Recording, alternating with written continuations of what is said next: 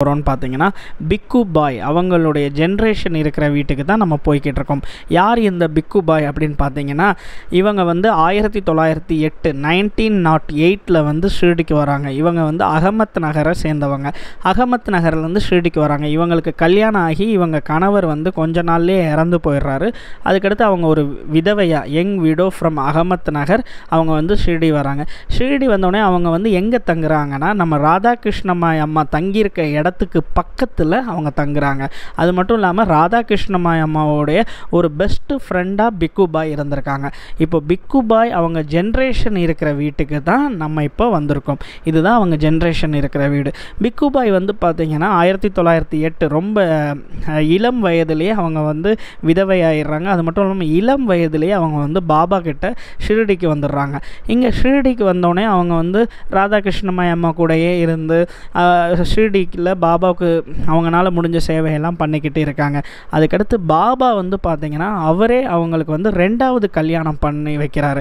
யார் கூட கல்யாணம் பண்ணி வைக்கிறாருன்னா, லேட் பாயாஜி அப்பா கோட்டை பாட்டேல். பாயாஜி அப்பா கோட்டை பாட்டேலுக்கு 2வது மனைவியாக நம்ம பாபாவே வந்து பார்த்திங்கன்னா பிக்கு பாயை வந்து கல்யாணம் பண்ணி வைக்கிறாரு. இதுதான் பிக்கு பாய் அவங்களுடைய ஜென்ரேஷன் இருக்கிற வீடு. இந்த வீட்டுக்கு தான் வந்திருக்கோம். இந்த வீட்டில் இருக்கவங்க வந்து பார்த்திங்கன்னா பிக்கு பாயை பற்றி நிறைய விஷயங்கள் எங்ககிட்ட சொன்னாங்க. நம்ம ராதாகிருஷ்ணமாய் அம்மா கிட்ட வந்து பார்த்திங்கன்னா பிக்கு பாயும் ராதாகிருஷ்ணமாய் அம்மாவும் ரொம்ப க்ளோஸ், ரொம்ப ஒரு பெஸ்ட்டு ஃப்ரெண்டாக 2 பேருமே இருந்திருக்காங்க. பிக்கு பாய் நான் ஏற்கனவே சொன்னேன், அவங்க வந்து 1908 அவங்க ஷிர்டிக்கு வந்தாங்க. அவங்க வந்து 1965 1965 தான் அவங்க வந்து மகா சமாதி அடைகிறாங்க. இதை பற்றி தான் இவர் வந்து நம்மக்கிட்ட டீட்டெயிலாக நமக்கு வந்து எக்ஸ்பிளைன் பண்ணிக்கிட்டு இருக்கார். பிக்கு பாயோடைய பேரன் இவர் வந்து பார்த்திங்கன்னா பிக்கு பாயோடைய பேரன் இவர் தான் நம்மக்கிட்ட டீட்டெயிலாக பிக்கு பாயை பற்றி அவங்க என்னென்னலாம் பண்ணாங்க இது எல்லாமே நமக்கு டீட்டெயிலாக எக்ஸ்பிளைன் பண்ணிக்கிட்டு இருக்காரு. பிக்கு பாயை பற்றி நம்மளுடைய சாய் லீலா மேகசீனில் வந்து நிறைய விஷயங்கள் சொல்லியிருக்காங்க. நீங்கள் சாய் லீலா மேகசீனில் படித்தீங்கன்னா இன்னும் நிறைய தெரிஞ்சுக்கலாம். ப்ளஸ் நம்மளுடைய டாக்டர் வினிச்சிட்லுரிமாவும் பிக்கு பாயை பற்றி அவங்களுடைய புத்தகத்தில் நிறைய விஷயங்கள் சொல்லியிருக்காங்க. பிக்கு பாய் வந்து பார்த்திங்கன்னா 1965 சமாதி அடைகிறாங்க. அது மட்டும் இல்லாமல் நான் சொன்னது போல் லேட் பாயாஜி அப்பா கோட்டை பாட்டேல், பாயாஜி அப்பா கோட்டை பாட்டேல்ன்றவர் வந்து பார்த்திங்கன்னா நம்ம சாய் சச்சரிதத்தில் பாபாவுடைய மகா சமாதி சாப்டரில் நம்ம படிச்சிருக்கலாம். அவர் வந்து பார்த்திங்கன்னா பாபா வந்து சமாதி அடையும் போது பாயாஜி அப்பா கோட்டை பாட்டேலோட தோளில் சாஞ்சு தான் அவருடைய சமாதி அடைவார் நம்ம பாபா.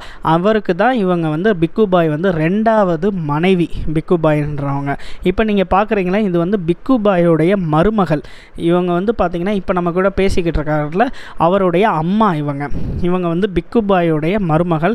இவங்கள தான் நம்ம பார்க்குறோம். ஒரு யங் விடோ ஃப்ரம் அகமத் நகர் அங்கேருந்து வராங்க. பாபாவே அவங்களுக்கு வந்து கல்யாணம் பண்ணி வைக்கிறாரு. அதுவும் 2வது கல்யாணமாக நம்மளுடைய பாயாஜி அப்பா கோட்டை பாட்டேலுக்கு கல்யாணம் பண்ணி வைக்கிறாரு. பாயாஜி அப்பா கோட்டை பாட்டேலுக்கு மொத்தம் 3 மனைவிகள். அந்த 3 மனைவிகளில் 2வது மனைவி தான் பிக்கு பாய். இங்கே தான் நம்ம வந்திருக்கோங்க. அது மட்டும் இல்லாமல் பிக்கு பாய் வந்து அந்த காலத்தில் அவங்க பயன்படுத்தின ஒரு பொருள் நம்மக்கிட்ட காட்டினாங்க. இப்போ நீங்கள் பார்க்குறீங்களா, இது வந்து பிக்கு பாய் அவங்க டிசெண்டன்ஸ் இருக்கிற பூஜா ரூம். இது வந்து அவங்க ஜென்ரேஷன் இருக்கிற பூஜா ரூம். இதை தான் நீங்கள் பார்த்துக்கிட்டு இருக்கீங்க. அது மட்டும் இல்லாமல் நம்ம வந்து இப்போ திருநீர் குங்குமம் இதெல்லாமே போடுறதுக்கு ஒரு சின்ன டப்பா மாதிரி இதெல்லாம் வச்சுருக்கோம்ல, அதே போல் அந்த காலத்தில் பிக்கு பாய் வந்து பார்த்திங்கன்னா ஒரு குங்கும டப்பா அதை வந்து அவங்க வந்து பயன்படுத்தியிருக்காங்க. அந்த டப்பாவை வந்து பார்த்திங்கன்னா இவங்க வந்து இன்னும் ரொம்ப பத்திரமாக வச்சுருக்காங்க. அதை தான் இப்போ நமக்கு காட்டினாங்க. இப்போ நம்ம அதை பார்க்கலாம். பிக்கு பாய் பற்றி வந்து பார்த்திங்கன்னா நிறைய விஷயங்கள் நான் ஏற்கனவே சொன்னது போல் சாய் லீலா மேகசினில் இருக்குது. தயவு செஞ்சு நீங்கள் சாய் லீலா மேகசின் பாருங்கள், ப்ளஸ் வினிமா புக்ஸ் பாருங்கள்.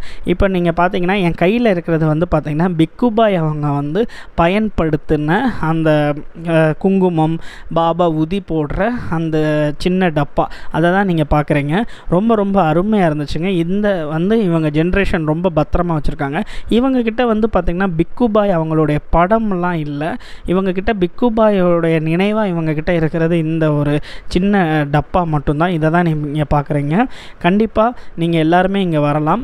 இவங்க வந்து ஷிர்டியில் தான் இருக்காங்க. பிக்கு பாய் நான் ஏற்கனவே சொன்னது போல் ராதாகிருஷ்ணமாய் அம்மாவும் பிக்கு பாயும் வந்து பார்த்திங்கன்னா ரொம்ப ரொம்ப க்ளோஸ் ஃப்ரெண்ட்ஸாக இருந்திருக்காங்க. இதை வந்து பார்த்திங்கன்னா ரேகேவும் நம்மளுடைய சரணானந்த சுவாமிகள் அவரும் நிறைய இடங்களில் அவங்க வந்து ஷேர் பண்ணியிருக்காங்க. ஸோ எல்லாருக்கும் ரொம்ப ரொம்ப நன்றி. நீங்கள் பார்க்குறது வந்து பார்த்திங்கன்னா பிக்குபாய் அவங்க பயன்படுத்தின அந்த குங்கும டப்பா இதை தான் நீங்கள் பார்க்குறீங்க. எல்லாருக்கும் ரொம்ப ரொம்ப நன்றி. மீண்டும் அடுத்த லீலாவில் பார்க்கலாம். ஜெய் சாய்நாத்.